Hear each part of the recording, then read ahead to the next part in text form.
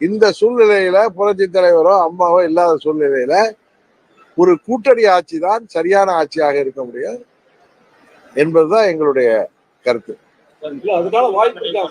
உறுதியாக இருக்கிறது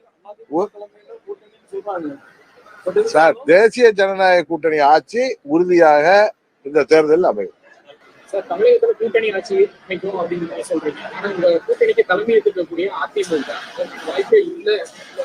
அதாவது நாங்கெல்லாம் தேசிய ஜனநாயக கூட்டணியில அங்க வகிக்கிற கட்சிகள். 2024 தேர்தலில் மோடி அவர்கள் மீண்டும் இந்தியாவின் பிரதமராக வந்தால்தான் நாட்டின் பாதுகாப்புக்கும் வளர்ச்சிக்கும் சிறந்ததாக இருக்க முடியும் என்கிற ஒரே எண்ணத்தோடு அன்கண்டிஷனலா நிபந்தனையற்ற ஆதரவாக நாங்கள் அந்த கூட்டணியில் இருக்கின்றோம்.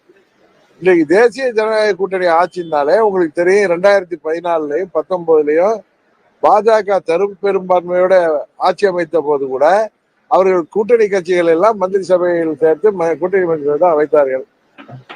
எனது புரிதல் என்னவென்றால் தேசிய ஜனநாயக கூட்டணி ஆட்சி என்றால் அது கூட்டணி மந்திரி சபை தான் என்பது.